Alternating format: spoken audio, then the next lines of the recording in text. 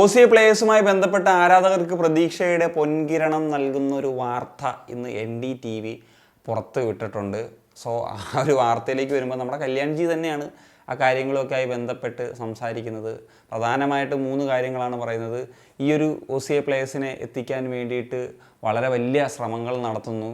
ഇത് നടന്നു കഴിഞ്ഞാൽ അതൊരു ഗെയിം ചേഞ്ചർ ആയിട്ടുള്ളൊരു തീരുമാനമായിട്ട് മാറും. നമുക്ക് സ്ട്രൈക്കേഴ്സിൻ്റെ കാര്യത്തിൽ ഒരുപാട് പ്രശ്നങ്ങളുണ്ട്. ചേത്രയെ തന്നെ ഇപ്പോഴും ഡിപ്പെൻഡ് ചെയ്യേണ്ട സാഹചര്യമാണുള്ളത്. അപ്പം ഈ ഒരു OCA പ്ലേയേഴ്സൊക്കെ വന്നു കഴിഞ്ഞാൽ ആ കാര്യങ്ങളിലൊക്കെ ചേഞ്ച് ഉണ്ടാകും. ഇതൊക്കെയാണ് പറയുന്നത്. ആദ്യം തന്നെ ഒരു കാര്യം പറയട്ടെ, ഈ കല്യാൺ ചൗബയും അല്ലെങ്കിൽ AFF ഒക്കെ പറയുന്ന കാര്യങ്ങളെന്ന് പറഞ്ഞു കഴിഞ്ഞാൽ ഇവർ ഇടയ്ക്കിടയ്ക്ക് ഓരോന്ന് വന്ന് പറഞ്ഞിട്ട് പോകും. ഇത് 2023 എത്ര പ്ലേയേഴ്സിനെ ഷോർട്ട് ലിസ്റ്റ് ചെയ്യുമെന്ന് പറഞ്ഞ് പോയിട്ട് അതിൽ യാതൊരു വിധത്തിലുള്ള കാര്യമില്ല. പിന്നെ ഇത് തീരുമാനിക്കേണ്ടതൊന്നും കല്യാൺ ചൗബയൊന്നും അല്ല. പുള്ളിക്ക് എന്തൊക്കെയോ ഹോൾഡ് ഉണ്ട്, പുള്ളി ഭരിക്കുന്ന പാർട്ടിയുടെ ആളാണെന്നൊക്കെ ആയിരുന്നു വന്ന സമയത്തുണ്ടായിരുന്ന ഒരു പ്രതീക്ഷ. പക്ഷേ ഒന്നുമില്ല, പുള്ളിയെ കൊണ്ട് ഒന്നിനും കൊള്ളില്ല എന്നുള്ളത് പുള്ളി വീണ്ടും വീണ്ടും തെളിയിച്ചുകൊണ്ടിരിക്കുകയാണ്. എന്തിനെങ്കിലുമൊക്കെ കൊള്ളാം എന്ന് തെളിയിക്കണമെങ്കിൽ ഈ ഒരു കാര്യമെങ്കിലും ഒന്ന് നടത്തിയെടുക്കണം. എന്നിട്ട് നമുക്ക് പറയാം പുള്ളി വന്നിട്ട് എന്തെങ്കിലും ഒരു ചേഞ്ച് ഉണ്ടായി. അതല്ലാണ്ട് ചേഞ്ചിന് പോയിട്ട് നമുക്കറിയാമല്ലോ, ഇന്ത്യൻ ഫുട്ബോളിനെ താഴേക്ക് കൊണ്ടുപോയിട്ടുള്ളൊരു വ്യക്തിത്വമാണ് കല്യാൺ ചൗബെ എന്ന് പറയുന്നത്. പിന്നെ OCA പ്ലേയേഴ്സുമായി ബന്ധപ്പെട്ടിട്ടുള്ളൊരു കാര്യം പറയുന്ന സമയത്ത് ഇപ്പോൾ ലോകത്തൊക്കെ വ്യാപകമായിട്ട് ഇപ്പം ഒറിജിൻ പ്ലേയേഴ്സിനെ അല്ലെങ്കിൽ നാച്ചുറലൈസ്ഡ് പ്ലേയേഴ്സിനെ വരെ ഉപയോഗിക്കുന്ന രീതി നമ്മൾ കാണുന്നുണ്ട്. അതിപ്പം പ്രത്യേകിച്ച് ഏഷ്യൻ രാജ്യങ്ങൾ, ഇപ്പം ഇന്തോനേഷ്യയും മലേഷ്യയും സിംഗപ്പൂരും അല്ലെങ്കിൽ ഫിലിപ്പൈൻസ് ഇവരൊക്കെ നന്നായിട്ട് ഉപയോഗിക്കുന്നുണ്ട്. എന്തിന് സാഫിലേക്ക് വരുന്ന സമയത്ത് തന്നെ ശ്രീലങ്കയും പാകിസ്ഥാനും ബംഗ്ലാദേശും ഒക്കെ അതിൻ്റെ സാധ്യത ഉപയോഗിച്ചു കൊണ്ടിരിക്കുകയാണ്. കുറച്ച് നാളും കൂടെ കഴിഞ്ഞ് കഴിഞ്ഞാൽ സാഫിൽ പോലും രക്ഷയില്ല എന്ന് പറയുന്നൊരു അവസ്ഥയിലേക്കൊക്കെ എത്തും. പിന്നെ നമ്മൾ ISL ഒക്കെ കണ്ടിട്ട് നിർവൃതി അടയാം എന്നുള്ളതേ പറയാൻ പറ്റൂ. ഇപ്പോൾ കേരളത്തിലേക്ക് ഫുട്ബോൾ ഫാൻസിൻ്റെ കാര്യം എടുത്തു കഴിഞ്ഞാൽ ISL കാണുന്നതും ഇപ്പോൾ ഒരു ഡിപ്രസിങ് സംഭവമാണ്. KBC ഫാൻസിനെ സംബന്ധിച്ചിട്ടുള്ളൊരു കാര്യമാണ് പറയുന്നത്. അപ്പോൾ നല്ല അടിപൊളിയായിരിക്കും. എന്നാണെങ്കിലും ഇന്ത്യൻ ഫുട്ബോളിന് എന്തെങ്കിലുമൊക്കെ മാറ്റം ഉണ്ടാകണമെങ്കിൽ ഈ ഒരു ചേഞ്ച് സംഭവിക്കുക തന്നെ വേണം. പക്ഷേ പ്രശ്നം എന്തെന്ന് വെച്ച് കഴിഞ്ഞാൽ അറിയാമല്ലോ, നമ്മുടെ രാജ്യത്തിൻ്റെ നിയമം തന്നെയാണ് ഡുവൽ സിറ്റിസൺഷിപ്പ് അലൗഡ് അല്ല. അതുപോലെ OCA പ്ലേയേഴ്സിന് കളിക്കാനുള്ള വകുപ്പുമില്ല. ഡുവൽ സിറ്റിസൺഷിപ്പ് കൊടുത്തിട്ടാണ് പല പ്ലേയേഴ്സിനെയും പല രാജ്യങ്ങളും അട്രാക്ട് ചെയ്ത് കൊണ്ടുവരുന്നത്. അതായത് 2 രാജ്യങ്ങളുടെ പാസ്പോർട്ട് ഹോൾഡ് ചെയ്യാനുള്ള അവകാശമൊക്കെയാണ് ഡുവൽ സിറ്റിസൺഷിപ്പ് കൊണ്ട് ഉദ്ദേശിക്കുന്നത്. ഇന്തോനേഷ്യയൊക്കെ ആ രീതിയിലാണ് ചെയ്യുന്നത് എന്നുള്ളതാണ് ഞാൻ മനസ്സിലാക്കുന്നത്. അങ്ങനെ പല രാജ്യങ്ങളും അത് ചെയ്യുന്നുണ്ട്. ഇപ്പം അതല്ല, നമ്മുടെ രാജ്യത്ത് പറ്റില്ല, ഒറ്റ പാസ്പോർട്ട് ഹോൾഡറായിട്ട് മാത്രമേ ഇരിക്കാൻ പറ്റത്തുള്ളൂ. വേറെ രാജ്യത്തെ പാസ്പോർട്ട് എടുത്തു കഴിഞ്ഞാൽ ഈ ഒരു രാജ്യത്തിൻ്റെ പാസ്പോർട്ട് അസാധുവാകുന്ന സാഹചര്യത്തിലേക്ക് പോകും. പിന്നൊരു ഓപ്പർച്യൂണിറ്റി എന്ന് പറയുന്നത് ഈ പറഞ്ഞ OCA കാർഡ് എടുക്കുക എന്നുള്ളതായിരുന്നു. ഇപ്പോൾ OCA കാർഡ് എടുത്തു കഴിഞ്ഞ് കഴിഞ്ഞാൽ ഇപ്പോൾ OCA കാർഡ് ഹോൾഡേഴ്സിന് കളിക്കാൻ പറ്റുമെന്ന് പറയുന്നൊരു സാഹചര്യത്തിലേക്ക് വരണമെങ്കിലും അവിടെയും റൂൾ ചേഞ്ച് ചെയ്യണം. ഒരു 10-20 വർഷം മുമ്പ് വരെ അത് പറ്റുമായിരുന്നു. പക്ഷേ ഇപ്പം അതും സ്പോർട്സിൽ യൂട്ടിലൈസ് ചെയ്യാൻ പറ്റില്ല എന്നുള്ള സാഹചര്യമാണുള്ളത്. പിന്നെ പലരും പറയുന്നു പാസ്പോർട്ട് സറണ്ടർ ചെയ്യട്ടെ, എന്നിട്ട് ഇവിടുത്തെ പാസ്പോർട്ട് എടുക്കട്ടെ. പക്ഷേ അവിടെയും കോംപ്ലിക്കേഷൻ എന്തെന്ന് വെച്ച് കഴിഞ്ഞാൽ അതൊരു ലോങ് ജേർണിയാണ്. അപ്പോൾ അത് ചെയ്തിട്ടുള്ളത് അറാട്ടൈസുമി മാത്രമാണ്.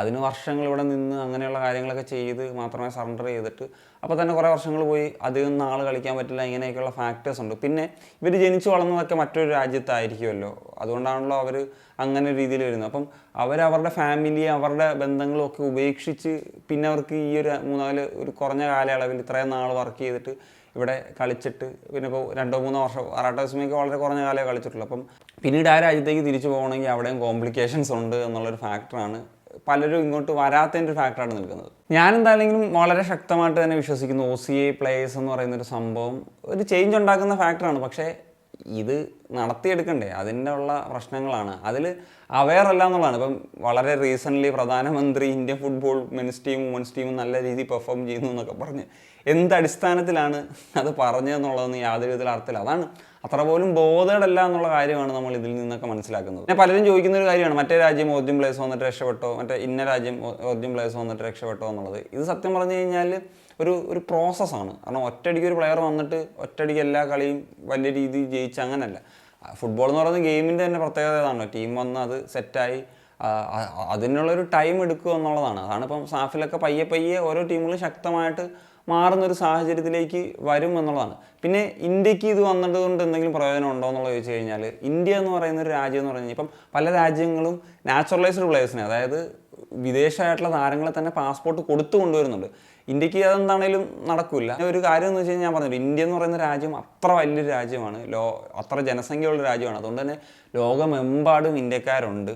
അപ്പം അവിടെ നിന്ന് നമുക്ക് ക്വാളിറ്റി പ്ലേയേഴ്സിനെയൊക്കെ പിക്ക് ചെയ്യാൻ കഴിയുമെന്നുള്ളതാണ് പ്രതീക്ഷ. പിന്നെ പലരും ഒക്കെ എപ്പോഴും പറയുന്നൊരു കാര്യമാണ്, നമുക്ക് അതിൻ്റെ ഒന്നും ആവശ്യമില്ല, നമ്മുടെ പ്ലേയേഴ്സിന് തന്നെ മതി എന്നുള്ളത്. ഞാൻ എപ്പോഴും പറയുന്ന കാര്യമാണ്, ലോകത്ത് 200 രാജ്യങ്ങൾ മുകളിൽ ഈ ഒരു സാധ്യത ഉപയോഗിക്കുന്നുണ്ട്. നമ്മൾ മാത്രം അത് വേണ്ടാന്ന് പറഞ്ഞാൽ, അല്ലെങ്കിൽ നമ്മളങ്ങ് ടോപ്പിൽ നമ്പർ 1 നിൽക്കുന്ന രാജ്യമായിരിക്കണം. അത് പോയിട്ട് നമ്പർ 1 പോയിട്ട് ആദ്യ 100 പോലും ഇല്ലാതെ ഒരു രാജ്യമാണ് നമ്മൾ. പിന്നെ ഒരു കാര്യം എന്ന് വെച്ച് കഴിഞ്ഞാൽ, നമ്മൾ ഒന്നുകിൽ ഗ്രാസ് റൂട്ടിൽ കാര്യമായിട്ടുള്ള രീതിയിൽ ഒരു ഇൻവെസ്റ്റ്മെൻറ്റ് നടത്തിയിട്ട് അത് കൂട്ടമായിട്ട് ഇന്ത്യൻ ഫുട്ബോളിൻ്റെ ഒരു രീതിയിൽ പണിയെടുക്കേണ്ട ഒരു പരിപാടിയാണ്. അത് ചെയ്യുന്നില്ല. അത് ചെയ്യാത്തിടത്തോളം നമുക്ക് ടാലൻസിനെ ഡെവലപ്പ് ചെയ്യാൻ പറ്റില്ല.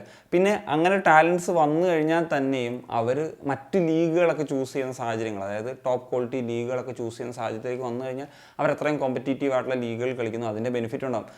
അറിയാമല്ലോ, നമ്മുടെ മെജോറിറ്റി ഓഫ് പ്ലേയേഴ്സും കളിക്കുന്നത് ഇന്ത്യയിൽ തന്നെയാണ്. ഓക്കെ, അവർക്ക് അവരുടെ ഫ്യൂച്ചർ, അവർക്ക് പണം വേണം, ഇതൊക്കെ ശരിയായിട്ടുള്ള ഫാക്ടറാണ്. പക്ഷേ അത് ഇന്ത്യൻ ഫുട്ബോളിന് ഒരു തരത്തിൽ ബാക്ക് ഫെയർ ചെയ്യുന്നുണ്ടോ എന്നുള്ള കാര്യം മാത്രമേ ഞാൻ പറയുന്നുള്ളൂ. അതായത് ഞാൻ പറയുന്നത് ആ ഒരു റിസ്ക് ഫാക്ടർ എടുക്കാത്തൊരു കാര്യം ഉള്ളതുകൊണ്ട് തന്നെ. പിന്നെ നമ്മുടെ ഇന്ത്യയിലെ ഒരു സ്പോർട്സിൻ്റെ അവസ്ഥ, ഇപ്പോൾ ക്രിക്കറ്റ് അടക്കമുള്ള കാര്യങ്ങളിൽ ഇതാണ്. പിന്നെ ക്രിക്കറ്റിൽ മാറ്റം ഉണ്ടായത് നമ്മുടെ 83 വേൾഡ് കപ്പും അതിനുശേഷം സൂപ്പർ സ്റ്റാർസ് ഉണ്ടായതും പിന്നെ ഒരു ബെറ്റർ ആയിട്ടുള്ള അഡ്മിനിസ്ട്രേഷൻ ഉണ്ടായതും ഇങ്ങനെയുള്ള കാര്യങ്ങളൊക്കെയാണ്. അതിനുശേഷമാണ് ഈ ഒരുപാട് കുട്ടികൾ ഇതിലേക്ക് അട്രാക്റ്റ് ആയിട്ട് അത്രയും ഒരു ക്രിക്കറ്റ് പോപ്പുലേഷൻ എന്ന് പറയുന്ന ഒരു സെറ്റപ്പിലേക്കൊക്കെ വന്നത്. നമുക്ക് ഈ പറഞ്ഞ പോലെ എല്ലാവരും പറയും നമുക്ക് 100 എത്രയോ കോടി ജനസംഖ്യയുണ്ട്, പക്ഷേ 11 പ്ലേയേഴ്സ് ഇല്ല എന്നുള്ളത്.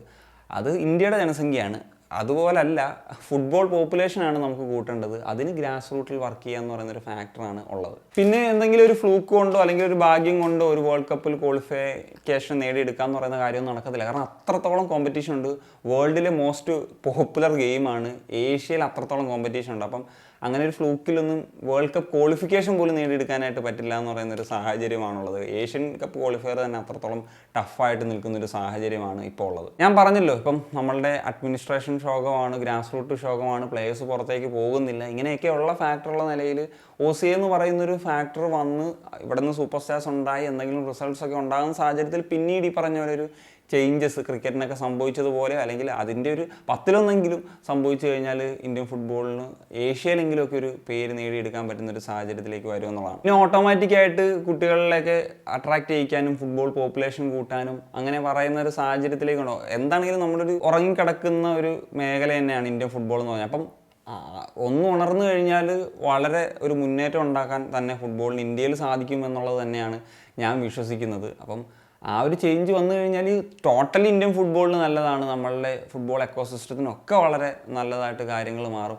ഇപ്പം തന്നെ ഇപ്പം നമ്മുടെ നാഷണൽ ടീമിൻ്റെ കാര്യം എടുത്തു കഴിഞ്ഞാൽ ഞാൻ പലപ്പോഴും പറഞ്ഞിട്ടുള്ള കാര്യമാണ്, പലരും ISL കളിക്കുന്ന ആ ഒരു ഇൻറ്റൻസിറ്റിയിലോ ആ ഒരു ആറ്റിറ്റ്യൂഡിലോ ഒന്നും കളിക്കാറില്ല. വളരെ കുറഞ്ഞ പ്ലേയേഴ്സ് മാത്രമാണ് ആ ഒരു മെൻറ്റാലിറ്റി കാട്ടി കളിക്കുന്നത് എന്ന് പറയുന്നത്. അപ്പം അതൊക്കെ വരിക എന്ന് പറയുന്നത് ഇമ്പോർട്ടൻ്റ് ആണ്. അപ്പം അങ്ങനെയുള്ളവരിൽ നമ്മൾ പ്രതീക്ഷ വെച്ചിട്ട് ഇന്ത്യൻ ഫുട്ബോളിനെയൊക്കെ എത്ര നാൾ മുന്നോട്ട് കൊണ്ടുപോകാൻ കഴിയും എന്ന് പറയുന്നൊരു ചോദ്യം നിലനിൽക്കുന്നുണ്ട്. സോ അധികം വൈകാതെ തന്നെ ഇപ്പം സാഫിൽ തന്നെ ടീമുകൾ നമ്മളെ അടിച്ചു വിടുന്നൊരു സാഹചര്യത്തിലേക്ക്, ബംഗ്ലാദേശും പാകിസ്ഥാനും ശ്രീലങ്കയൊക്കെ അങ്ങനെ നമ്മളെ അടിച്ചു തോപ്പിക്കുന്നൊരു സാഹചര്യത്തിലേക്ക് വന്നു കഴിഞ്ഞാലായിരിക്കും എന്തെങ്കിലുമൊക്കെ ചെയ്യണമെന്ന് പറയുന്നൊരു സാഹചര്യം ഉണ്ടായത്. ഇപ്പോൾ ഇന്ത്യൻ പ്ലേയേഴ്സ് ഞാൻ പറഞ്ഞല്ലോ, നാഷണൽ ടീമിൽ കളിക്കണമെന്ന് പറയുന്ന ആ ഒരു ത്വരയുണ്ടല്ലോ, അത് കാണിക്കുന്നില്ല എന്നിപ്പം നമുക്ക് തോന്നിയിട്ടുണ്ട്. കഴിഞ്ഞ ദിവസം അർമാൻഡോ സാദുക്കും അതുമായി ബന്ധപ്പെട്ടിട്ടുള്ളൊരു കാര്യം പറഞ്ഞിട്ടുണ്ട്, നിങ്ങളെല്ലാവരും കേട്ടിട്ടുണ്ടാകും. പിന്നെ നമ്മൾ ഈ കാര്യങ്ങളൊക്കെ സംസാരിക്കുന്നതും യൂത്ത് ഡെവലപ്മെൻറ്റ് നടക്കണമെന്നും അല്ലെങ്കിൽ OCA പ്ലേയേഴ്സ് വന്നിട്ട് അതിൽ നിന്നുണ്ടാകുന്ന ചേഞ്ചസ് ഒക്കെ ഉണ്ടാകണമെന്ന് പറഞ്ഞാൽ നമ്മൾ ഒരു ദിവസം നമ്മളുടെ രാജ്യം ഈ പറയുന്ന പോലെ ആ ഒരു ലോകകപ്പ് കളിക്കുന്ന ടീമായി അല്ലെങ്കിൽ ഒരു ലോകോത്തര ടീമെന്ന നിലയിലേക്കൊക്കെ വളർന്നു വരുന്നത് കാണാൻ വേണ്ടിയിട്ടാണ്. That's it case. അപ്പോൾ OCA ആയിട്ട് ബന്ധപ്പെട്ടിട്ടുള്ള ഈ ഒരു കാര്യം വന്ന സമയത്ത് അതൊരു നോർമൽ ന്യൂസായിട്ട് തന്നെ എനിക്ക് പറയാൻ പറ്റുള്ളൂ. എന്തെങ്കിലും ആക്ഷൻസ് എടുക്കട്ടെ, അല്ലാണ്ട് ഈ പറയുന്ന പോലെ വാക്കുകളിലൂടെയുള്ള കാര്യങ്ങൾ എപ്പോഴും പറഞ്ഞുകൊണ്ടിരിക്കുന്നില്ലേ, അത്രേ ഉള്ളൂ. അതിൽ കൂടുതലൊന്നും പറയാനില്ല. അപ്പോൾ നിങ്ങളുടെ ഒപ്പീനിയൻസ് വിചാരം കമ്പോസ് ചെയ്യാൻ